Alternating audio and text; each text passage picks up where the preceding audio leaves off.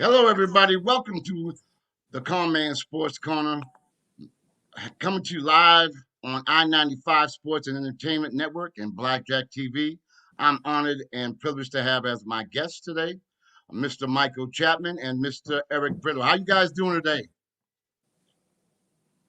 Doing well, thank you. Doing well. Terrific. We're having a little bit of difficulty. We can't get my man Eric Brittle on the live screen, but we can still, listen to him and hear what he got to say. I'm going to introduce Michael first, let y'all know a little bit about Michael. Michael was an outstanding basketball player for the Rhode Island College Anchorman from 1980 to 1984.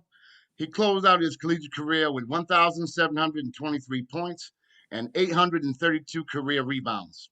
At the time of his graduation, he was Rhode Island College's second all-time leading scorer. I do my homework, Mike.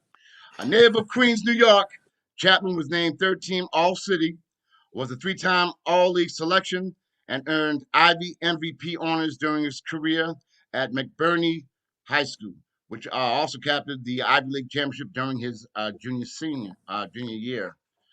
Michael is he graduated from Rhode Island College, presently works at Christian Conservatory Prep, lives in New York, and he is a proud member of the class of 2003 Hall of Fame out of Rhode Island College. What a great honor, Mike. That is unbelievable. My next guest is the one, the only, Eric Brittle. Eric Brittle graduated from New Bedford High School, had a phenomenal high school career, gravitated towards Rhode Island College, and was a teammate of Michael Chapman at Rhode Island College, 1,000-point career scorer, had a great career at Rhode Island College. And then what happened after that, I guess we're going to have to talk about it. E-Man, how you doing? I'm good, man. I'm just a little disappointed that my computer glitch doesn't allow me to get any view from you guys. So, but if you guys can hear me, I guess we're all right. Oh, we can definitely hear you. I can hear you very well. I'm privileged to spend some time with both of my old basketball contingency from the neighborhood. Mike, I didn't know you got Mike, I didn't know you got all those awards and all those accolades in college. I was too busy worrying about passing you the ball. Maybe that's why. Listen, I wasn't sure the game. If I knew better, I would have passed it out the post a little more. Man. So Eric, those 3 points back in those days. Yeah. So Eric, after you graduated from Rick, and I guess you decided to go into the construction business for a while. And can you tell the folks what transpired after that? Well, yeah, I think I got an opportunity to go into the construction field because my cousin was in the business and he got me a lead to get an interview. So I took advantage of that and I got sucked in, never really left. I mean, that wasn't really my dream job, but it happened to be my career along with coaching basketball, playing basketball, and then I got into refereeing because, as you know, my dad used to run basketball leagues down here in the neighborhood in New Bedford, so he didn't have no referees, so he volunteered my services, I should say. So from then on, I guess I got pretty good at it and went to the professional level and just stayed in the game. After I got into refereeing, I couldn't get out. But Eve, something what you failed to realize. Go ahead, Grady. No, I mean, it became kind of a love for me because I was actually playing. I was still playing, but I was refereeing. And my knowledge of the game really took over, and I got pretty good at it because I knew what the players were doing and what they were supposed to do and not supposed to do. I used to do that with practice, right, Chap? I used to yell at people because they didn't know what they were doing. Oh, yeah. True meaning of the coach on the floor, yeah. But one thing I like to do. Go ahead, Eric. Go ahead. Go ahead. What I like to do, Eric, when I have guests on my show, I like to have them go through their journey. I always ask them, what was the grind? Can you tell folks? I mean, you kind of like downplayed all the work and all the effort and the grind it took you to reach the epitome of refereeing. I mean, you got to the best place in the world to play, to referee. Can you tell folks about the grind and what you had to go through? Hey, Mike, you know what? I thought this was one show. We're going to need about 4 shows for that. I mean, traveling to New York for a night on the train, working in the city, trying to go to the professional level in basketball on the East Coast, you had to go through New York. And half the time you'd be frightened and intimidated of somebody beating you up, or you get the calls right, or you work in the summer leagues and the winter pro leagues, and then go to camps in the summer and just learn how to referee. Actually, New York City learned me how to referee, not to be an official, but to referee. Yeah, it was a grind.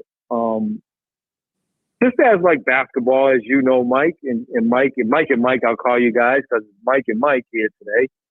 It's like you went to the playground every day to perfect your game, whatever little game we had.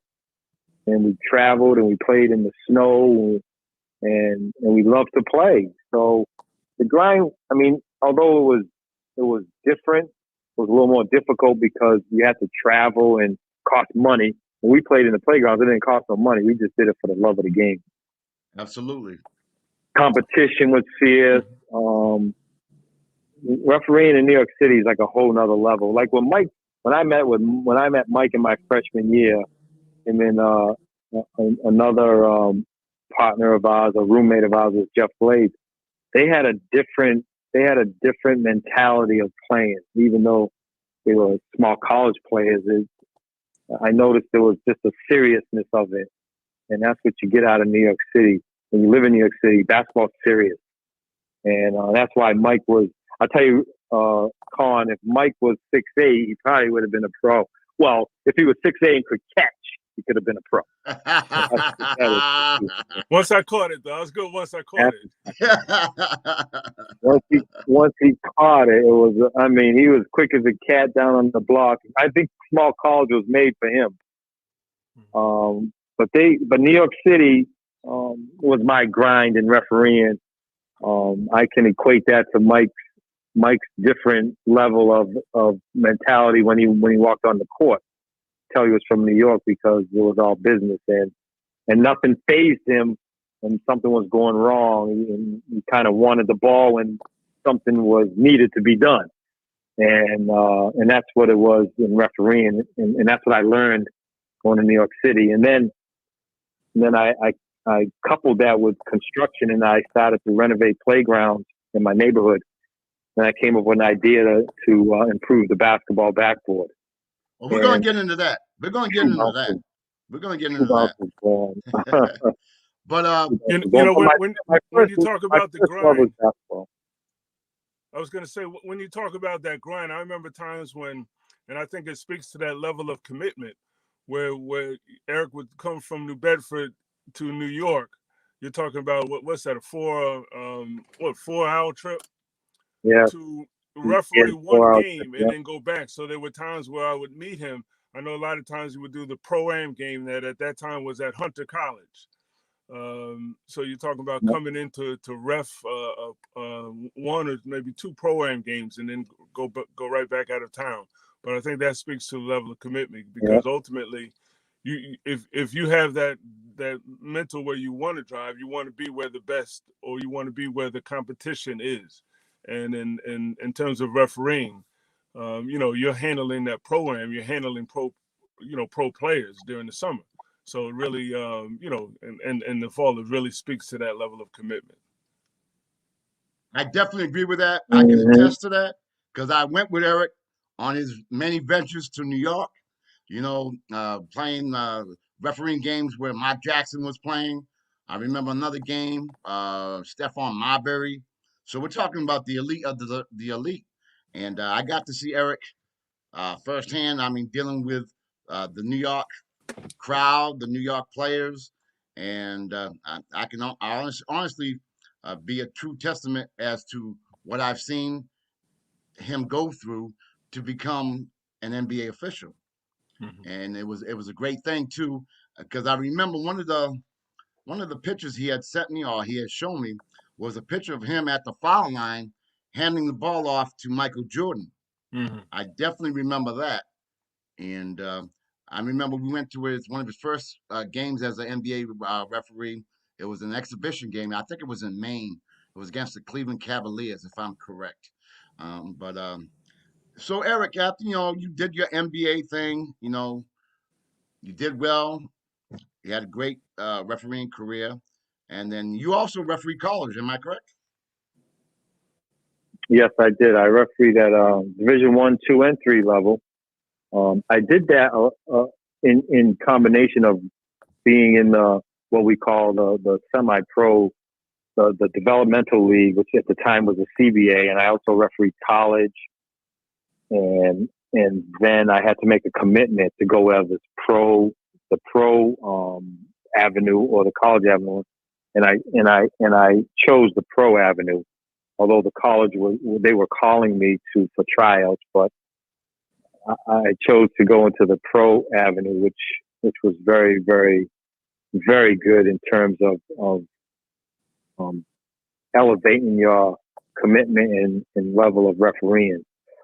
And then I kind of got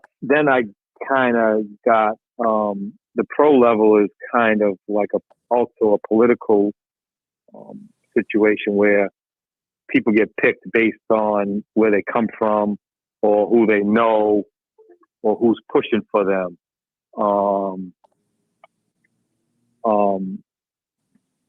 I got kind of eliminated from that and I went back to college. So I did my stint in the pros and then I started to do college again. But I got frustrated because I wasn't getting the respect of my abilities in the college level. So I decided just to leave and work on my businesses. And it's funny too And because I hence, don't mean to interrupt. Go ahead, Eric. hence the True Bounce backboard was born. Now, Eric, what happened was you came home, and we used to hang down the park, and we did various tournaments. We did it for 40 years, to be exact, maybe even a little bit more than 40 years. And I can distinctly recall you coming up to me and say, Mike, man, I got this idea. I want to do backboards.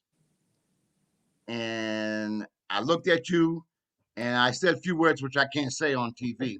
But I looked at you and I said, you got to be out your mind. I said, yeah, are you correct? You're going to do what? I said, what? Where did this come from? So I want you to tell the viewers, how did this concept come about? Why did you decide to do True Bounce backboards? Well, as you know, Mike, my construction company won a bid to renovate Monty Playground, which was the playground we grew up in. Chap only knows the Monty Playground when he came down a couple of times to visit me and got starstruck by our beautiful women down here, and then I'd lost him. I didn't see him for a couple of days. So. He knows a little bit of the park. He didn't see it too much, Mike Conn. But he knows what we're talking about. This is when we were young. So I decided to win the bid because that was my playground. I didn't want anyone else to do anything there. So the engineers wanted me to put up some backboards that weren't favorable to our style of play. So I asked them if we could make the original backboards that were there, and they said, yeah, no problem. So my partner, Wayne Newton, who's a construction engineer, he said, yeah, I can make anything. So I kind of teamed up with him, gave him the specifics of what we need as players for the backboard to feel like, and kind of put it together. And hence True Bounce was born. And the perforated backboard came from the metal perforated backboards that we played for years in the park. And then the city liked it so much, they gave me another job up on the other side of town, which is Brookline Park. And we did that. And then I started to get an idea about pushing them around the country, because I knew Mike Chapman in New York. I knew Dwayne Lopes in Texas. I knew some other referee guys in Atlanta and so on and so forth, because I was refereeing on the national level.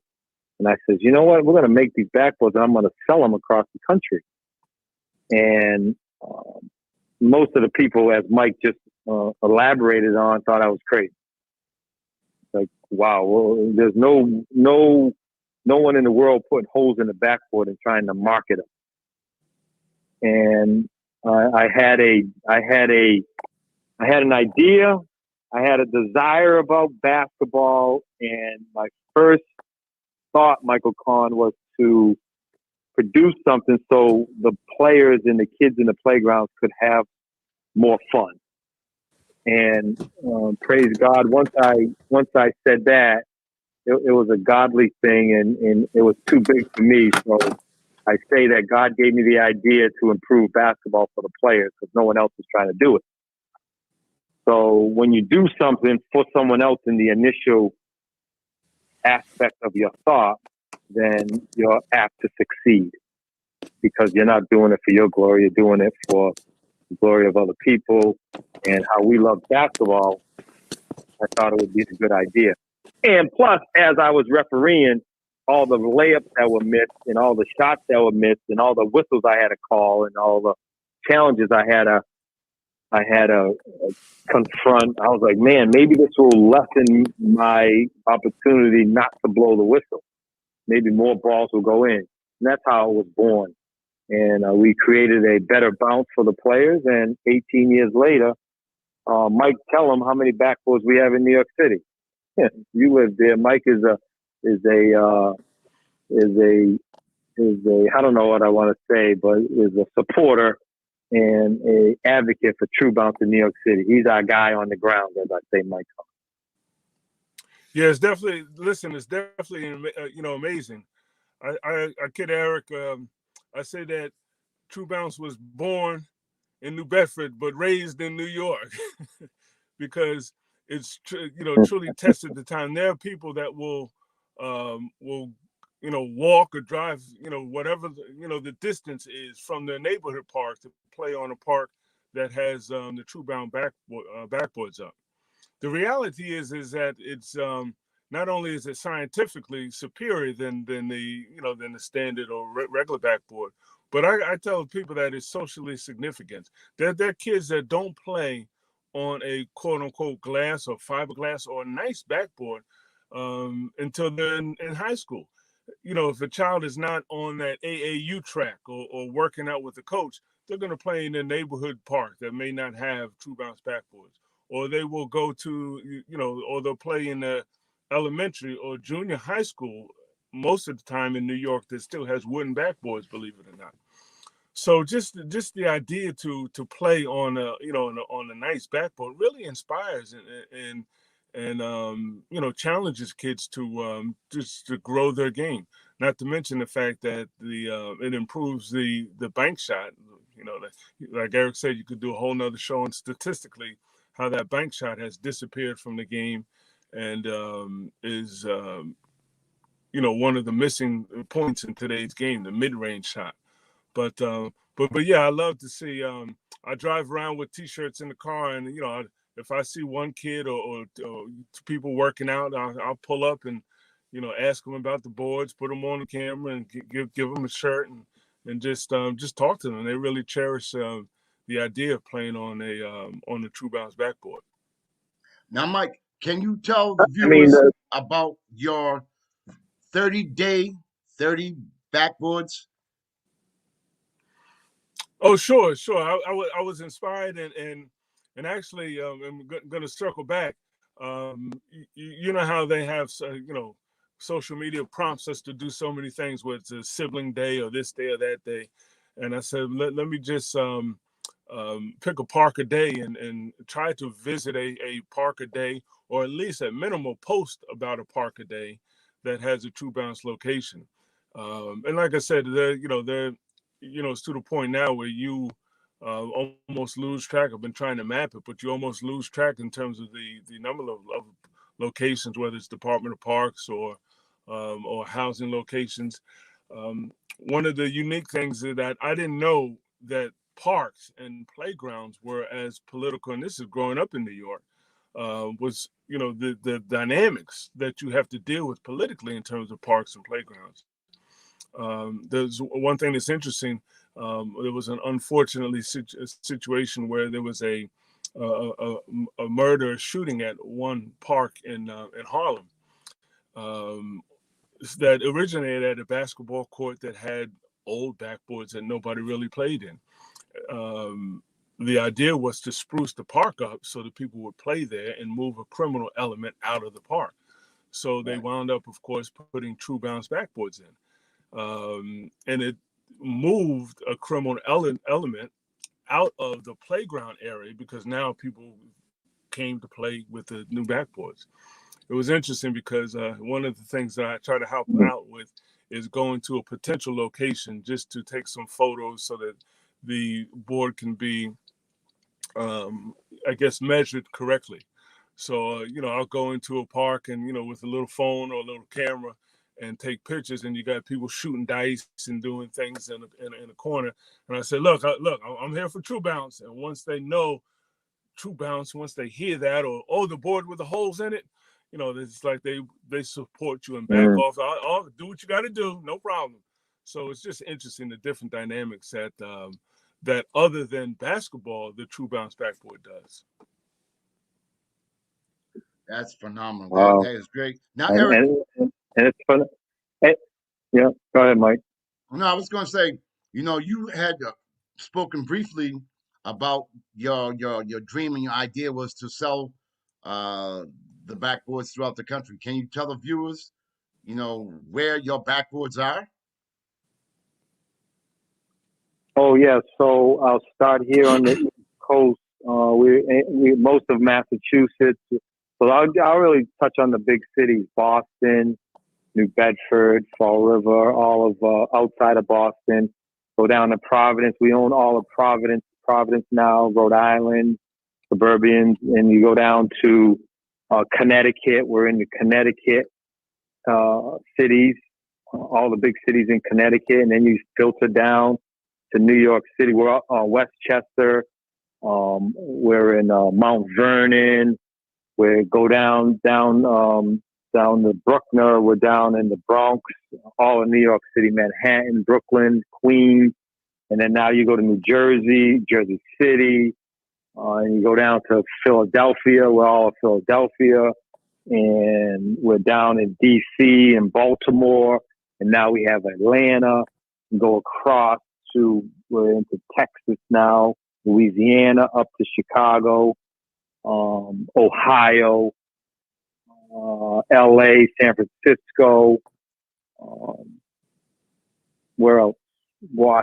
State of Washington also. And it's really a phenomenon because it's for the players and it's for the social aesthetics of the playground. See what happened in the cities, the administrative people really didn't care about how the basketball courts looked. And they put up these steel white backboards or the perforated steel backboards. And once True Balance got in to the playgrounds in New York City, it beautified the park. It made like Mike Chapman just said, their NBA on their corner. And you could see the trees and the kids would just flourish out there and the ball would come off. So I only take half the credit because there's Mike, you can verify this. You can't go inside of New York City and change what they do. It just doesn't happen. Mm-hmm. There's a company for 40 years putting up steel backboards in New York City, black steel backboards, and that was his business. The person went nowhere else after he made a living. True Bounce went in there and put that guy pushed him right out of the way. And now he buys backboards from us. And you can only do that if you're performing for the players on the court, on the ground, in the neighborhoods. And that's a story in itself. We're now, what we're doing now, it's been 18 years. We're now replacing the first backboards we ever put up in New York City. They're replacing them with new True Bounce backboards. That's incredible. Wow. It's really a godly story. Because it's too big for me. I praise God every day that people ask me, where'd you get the idea from? I said, I got it from God. But God also told me, he says, you didn't get it from me. You didn't even know me.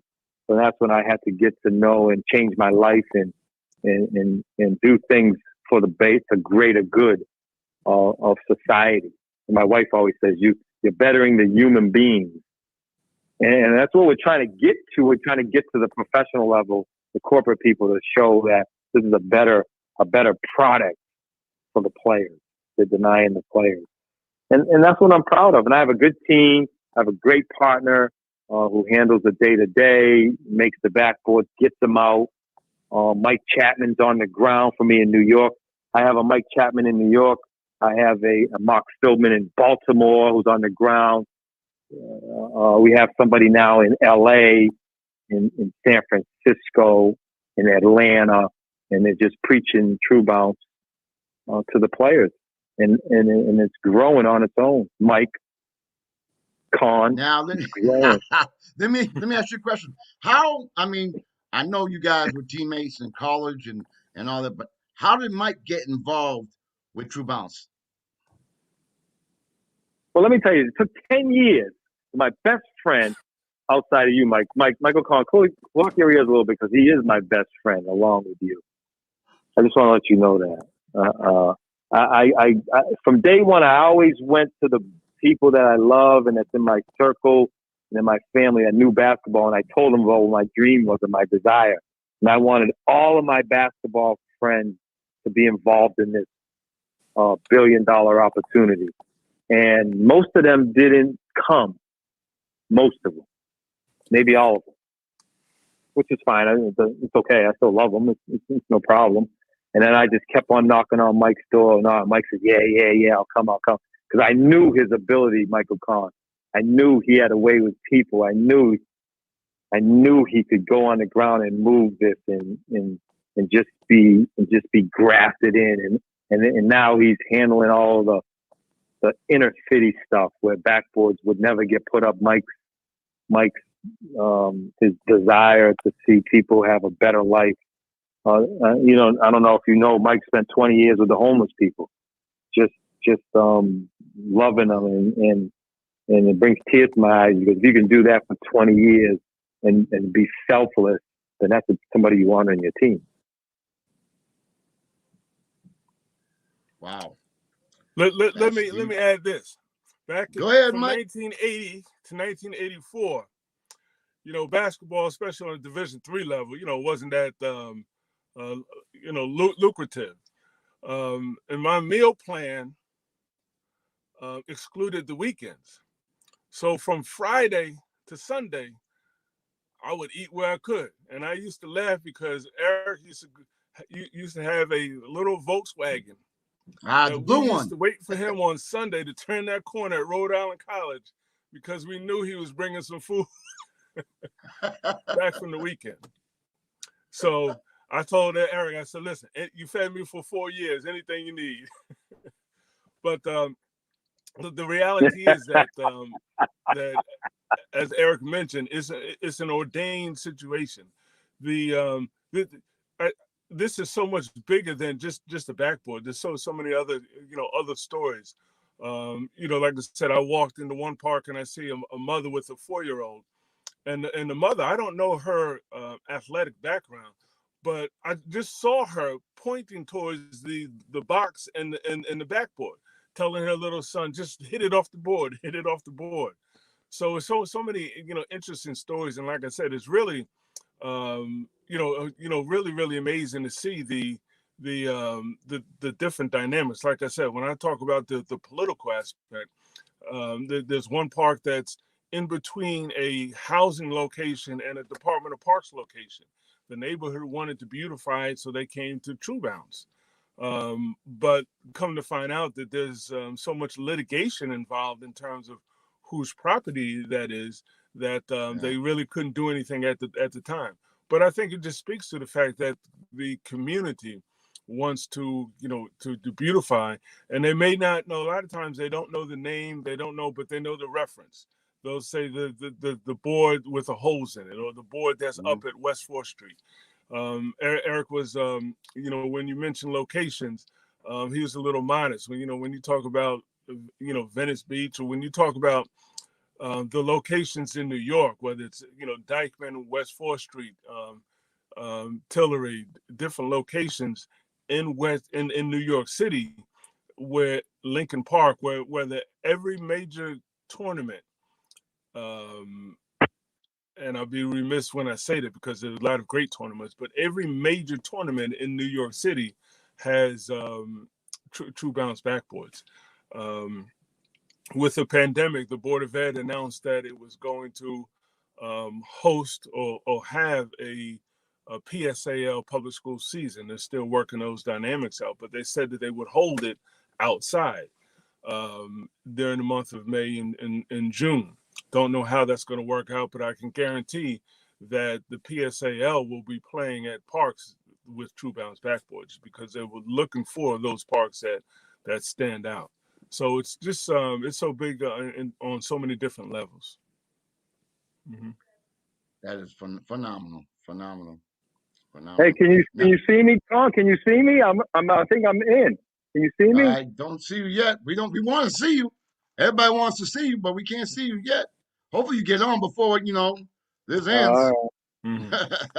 I hope you can get on. How long to go? We got about another 22 minutes.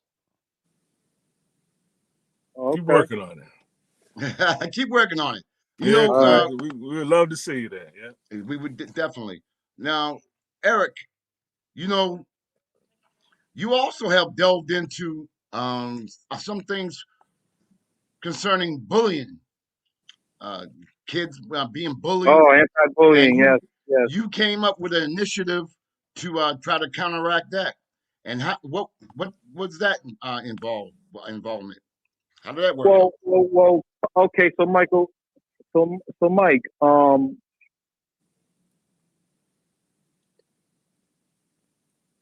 you know how we used to get bullied in the playground? Oh yeah, when we were younger, absolutely. So I wanted to create a superhero in the playground. Hold on one second.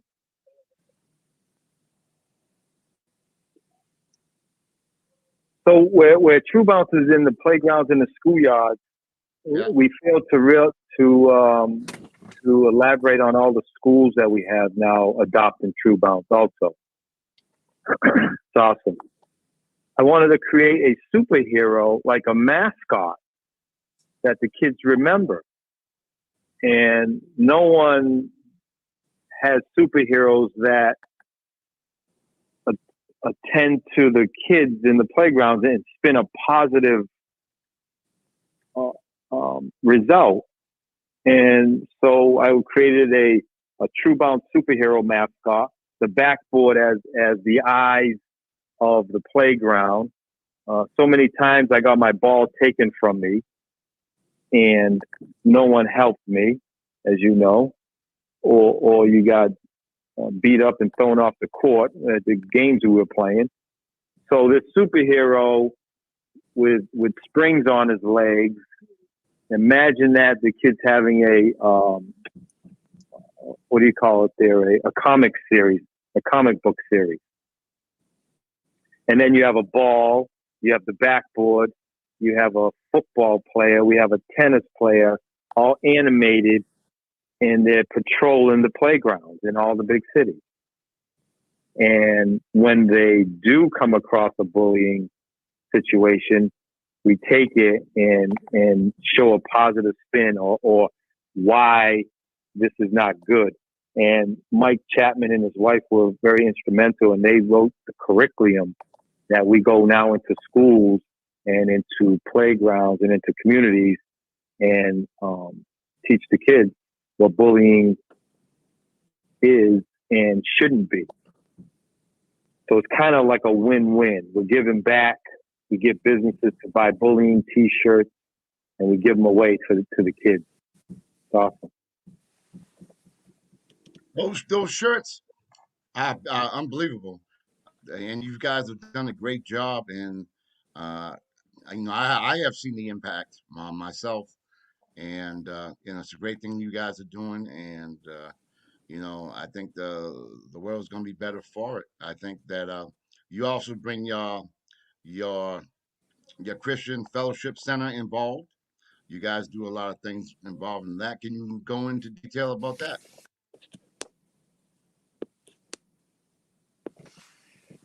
You know what? I have to say, when we spent 4 years together at Rhode Island College, Mike was always calm. And I know his father was a minister, but I really didn't have an idea of why he was calm and just positive all the time.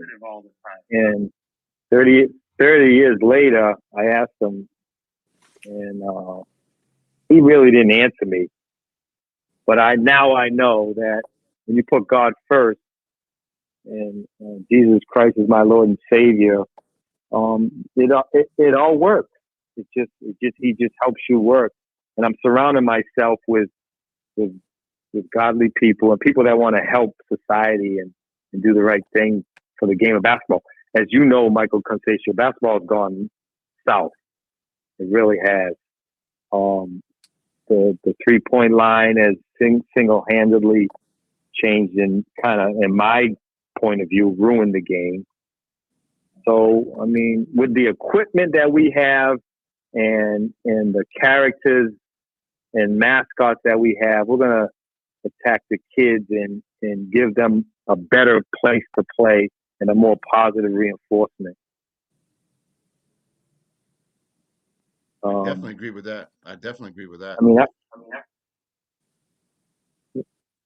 we've created a little 3-on-3 contest that we're going to bring to the parks in New York City, Boston, and our hometown here in New Bedford, and give the kids a real jolt and see what kind of ability they have.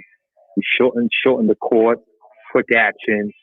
We have a lot of things. We have a lot of things that we want to accomplish with this product. I'll mind you, Mike, we're the only people in the world that's giving the better bounce to the players. That's amazing in itself. Can you go into a little bit more detail about that? Because I think people probably saying, what does he mean? What exactly do you mean by that? I know, but what do you exactly mean by that? You want to take that, Mike? In terms of the bounce, scientifically now. In terms of, listen, I can say this. Yes. Eric can speak to the mathematical equations and the specifics of it. But I do know, particularly with the mid-range game and for example the bank shot. I use the bank shot as an example, where you have and if you look at the original metal backboard, people would say, well, why did they put up those metal backboards many years ago?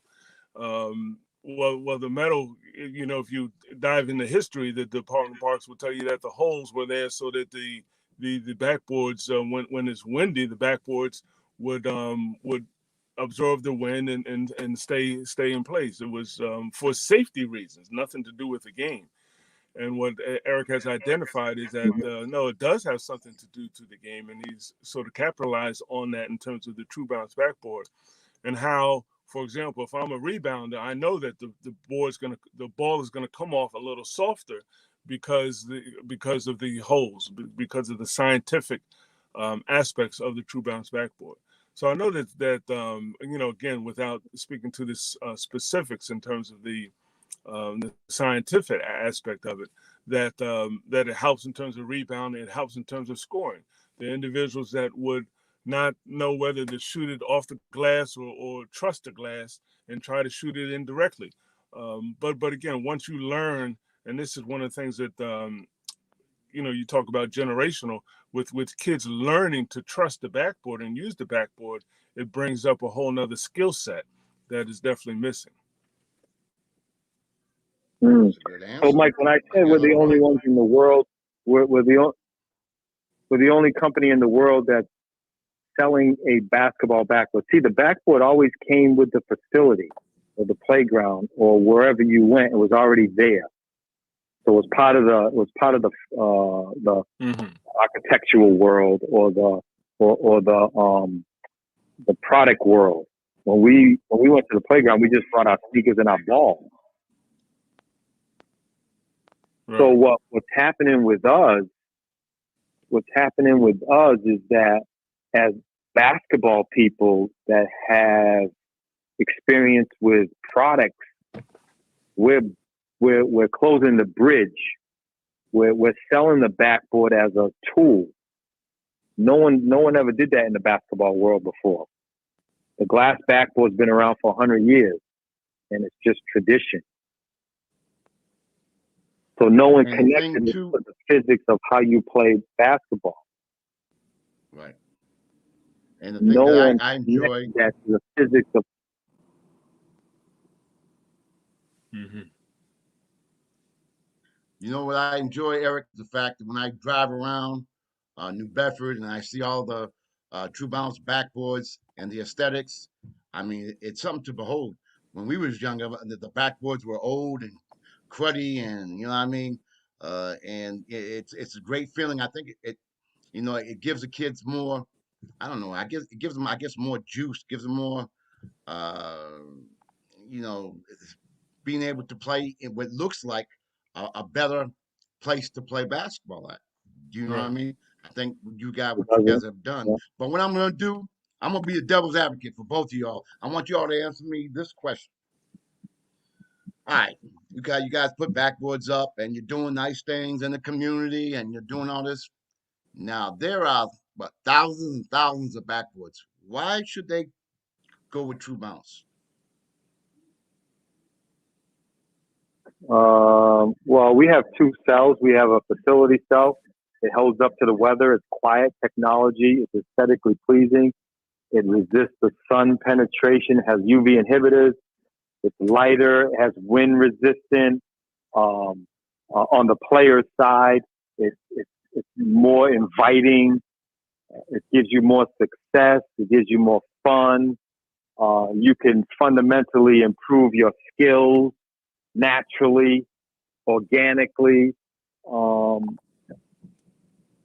It's colorful. It's fun. It's better. Anything else? Did I miss anything, Michael?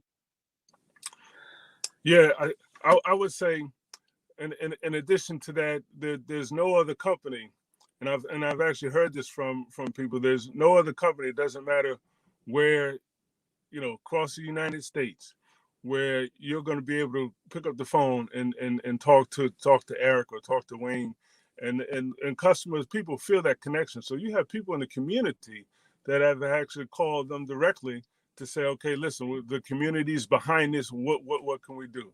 There's no other company that would do that.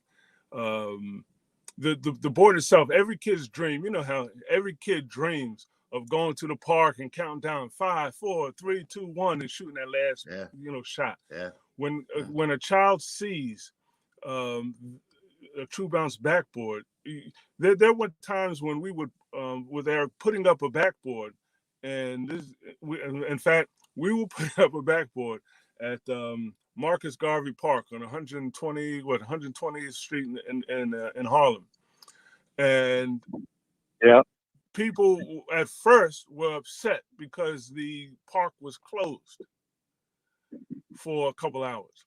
Then when they found out the new backboards were going up, there were people that were on the phone. Yo, Joe, take off of work. You got to take off of work. They're putting up new boards. So just the excitement, of that. So you have little kids now who instead of shooting off of an old metal backboard are shooting off glass in their mind.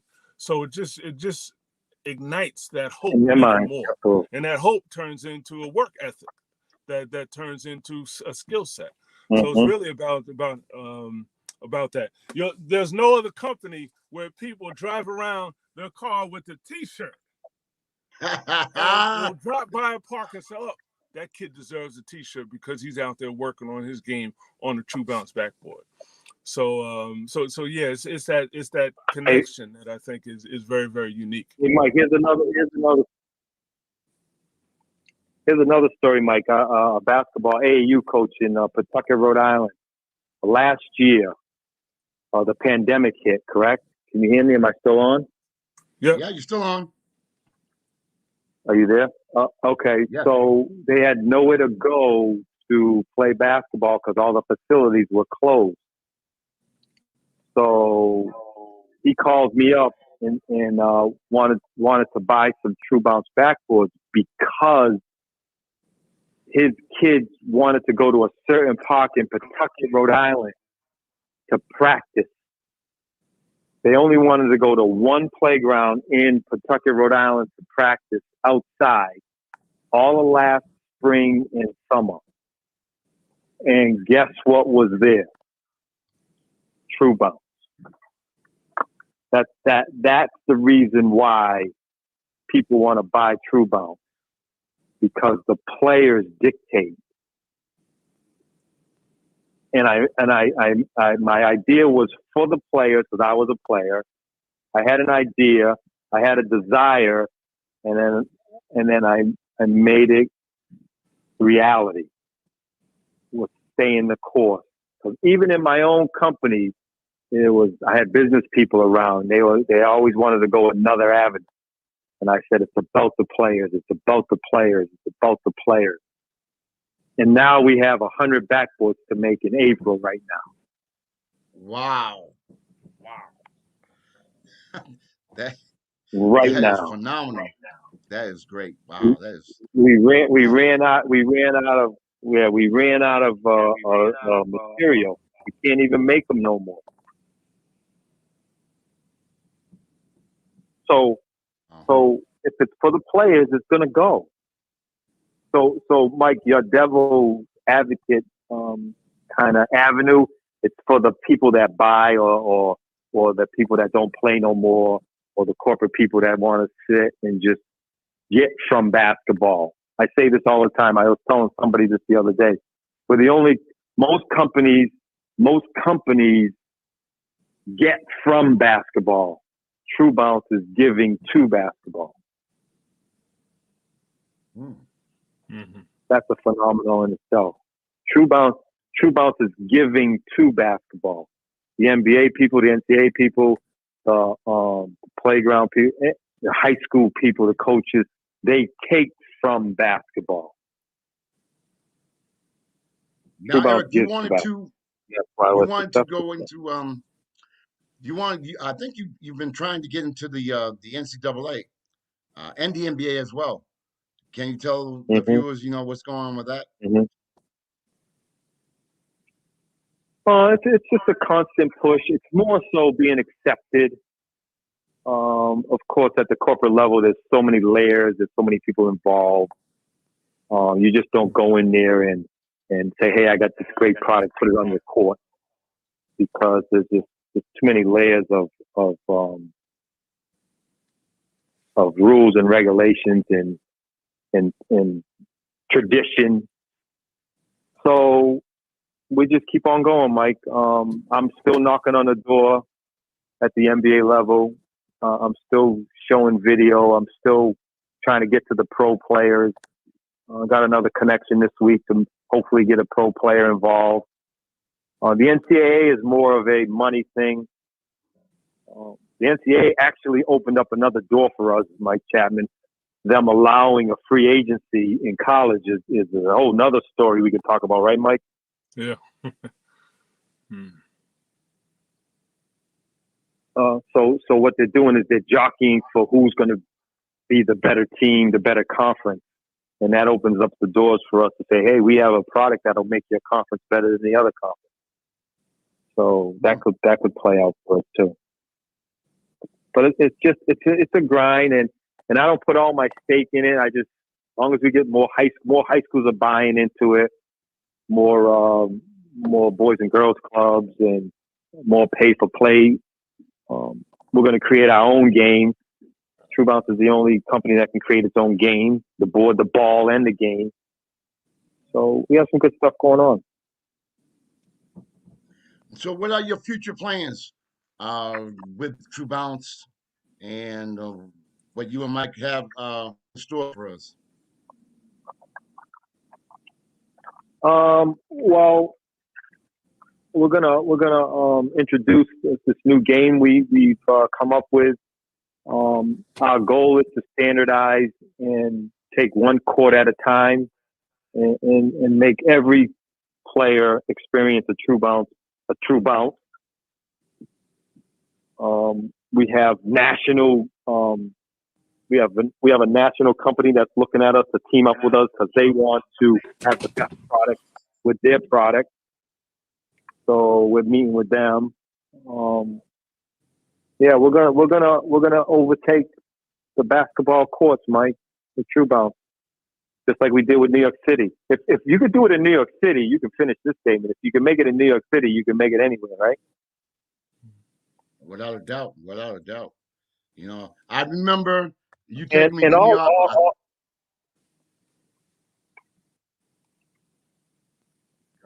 What I was saying, Eric, was I remember you taking me to Dyckman Park. Go ahead. Oh, again, good.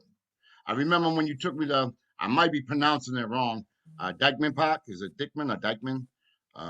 And we went to, Dyckman, yeah. Mm-hmm. Right, Dyckman. We went there, and there was like nobody there. There was nobody there. Matter of fact, we saw Mike there. There was nobody there at first. And then within 5 minutes, that place was packed. And you had told me that the park and the guy who was running the league, I can't remember his name, but you had told me that one of your first baskets went up in that area. Am I correct? Yeah, that was the park. Ken Stevens. Ken Stevens does a great job with the Dyckman tournament. That is, he professionalized the summer tournament there, and it's really just amazing to see standing room only crowds, and like I said, the professionalism there. So sponsorships and everything. So it's a wonderful location. It is, and the talent level, I was swayed by the talent level. I mean, matter of fact, the night we went, I know they have pro-ams there, but the night we went was a high school, a league going on, and the talent level, even at that level, was amazing, man. It was great. Mm-hmm. The talent there is awesome, man. And it's my dream, maybe, and along with Eric, whatever, to try to envision a New Bedford, New York, Boston connection where we have tournaments going on left and right, and maybe that will happen. I don't know, but maybe that might be able to happen. And that's one of the good things about doing a show like this. I always go ahead, E. People ask how are the backboards going. I'm known for the backboard now because we've been doing it for so long. But I tell people that we would have been out of business in 2 years if the backboard didn't work, because the players wouldn't have endorsed it. They wouldn't have said, "Yeah, this is nice. This is good." And that was my biggest focus was on what will the players like this. Yes. And I was talking to a friend of mine this weekend, and he told me, he says, Eric, yeah, he used the word they. It's like, who is they? They've been telling me that this backboard is good for a long time. And this is the first time I spoke to this person about the backboard. So who is that they? Right? Yeah. It's acceptance. Mm-hmm. Now the backboard is accepted. See, now we can go anywhere because it's accepted. Now, I Eric, have my college. Go ahead.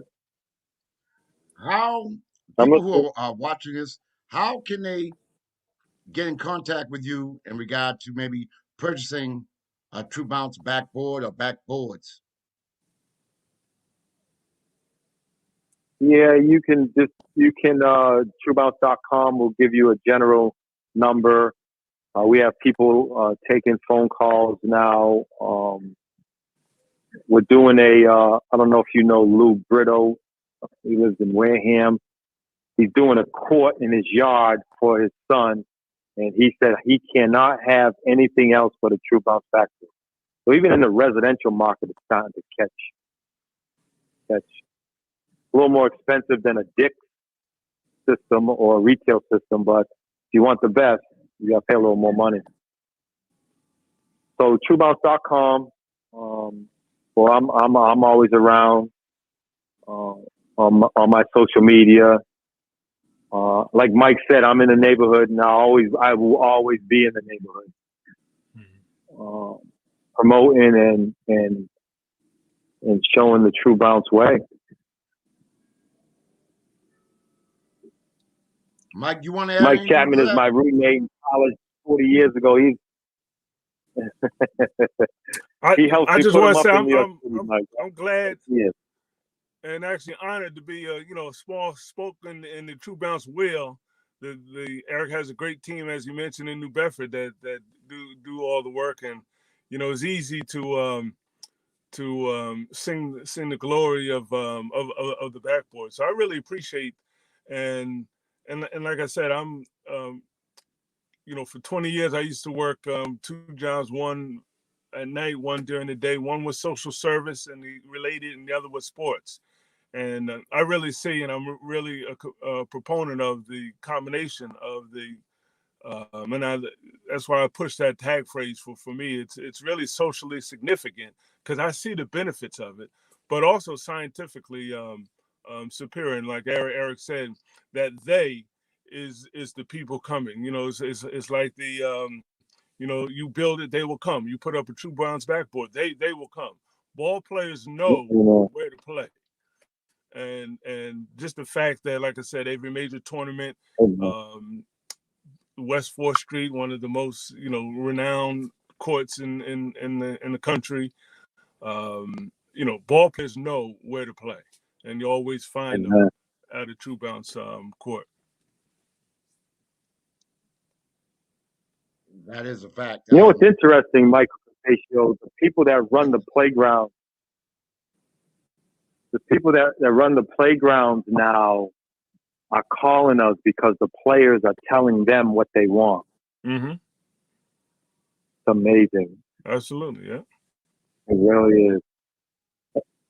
And I'll say, and I didn't care what the Michael Conns of the world said way back when. See, I can tell him that because he knows that I always love him no matter what.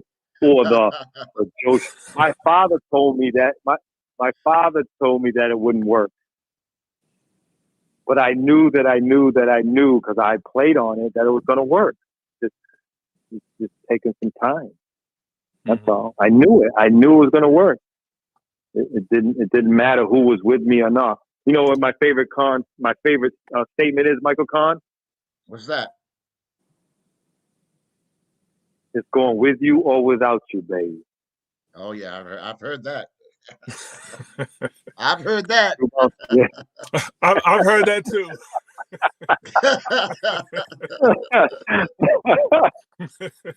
It's going with you. It's going with me or without me now too. So I got to stick myself in there also because the players are loving it. Well, gentlemen, we got about 2 minutes left. Yeah, it's a really good I want to give story. you guys whatever you want to say. You guys know this is your time. I do appreciate you guys coming on my show. I'm honored and privileged to have you guys here. I'm glad the viewers get to see uh, and learn about True Bounce backboards and what it has done for so many people. And you guys deserve a great deal of success, which I'm sure you guys will get. And again, I'm honored and privileged to have you guys on my show. Well, would you guys like to say something before we have to hit the road?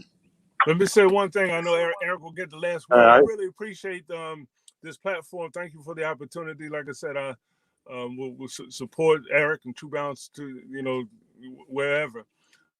So thank you. You've inspired me to push my game up a little bit more, just in terms of getting out there. So I'm going to do another Days of Spring, maybe a 21 Days of Spring, and get some new posts out there visiting the park a day. So now, Mike, how can they get in touch with you? How do they get in touch with you, Mike? Good question. Actually, either through social media or through the TrueBalance.com as well. Okay. Eric, what do you got to say, Mr. Brittle, my man? Well, I want to give kudos to my team that's behind the scenes, that work every day in the factory here and handle all the situations that the people out in front in the playgrounds and using the backboard don't see. It's a monster having to manufacture, sell, and play on the backboard. So we might be the only company that does all three. Market it, we make it, we market it, we sell it, we nurture it, we promote it. It's just a phenomenal experience that I want all my family to experience. I have to thank God for just inspiring, keeping me going, and giving me favor in the marketplace. Because it wasn't for him, I know I wouldn't be here right now. It was too hard to sustain. Can you imagine putting a product in the world that no one needed, and it was double the money? So you know, yeah. You know, it wasn't me, and most of the basketball world didn't endorse you, most of it. So, and I want to also thank Michael Conceicao for his drive in getting the local stories on his show. Man, it's awesome what you do. You was always good with that. You keep on going. I'm sending my blessings to you, and I hope you grow into a national phenomenon, because you actually know what you're talking about. Well, guys, thank you so much. And again, I appreciate you both. I love you both, and I wish you nothing but the success. And I'm gonna do everything in my power to help you out, both you guys out in True Balance, because I truly do believe in it. I was a skeptic at first. I'm not gonna lie, but I think what you guys are doing, is something phenomenal. And if anyone has any doubts or any questions, all you have to do is go on Facebook, look up True Balance. You can see all the things that they're doing on Eric's and Mike's Facebook page. They're all over the country, and the backwoods are going up, and it's going to be very successful. And I wish you nothing but the best for True Balance, you guys and your families and everything else. I just want to end it by saying I love you both, and may God bless you. And again, I want to thank you guys for coming on my show. And I want everyone to thank you guys for tuning into the Conn Sports Corner on I-95, the Sports Network, and also on Blackjack TV. Looking forward to seeing you guys next week. Thank you guys for tuning in.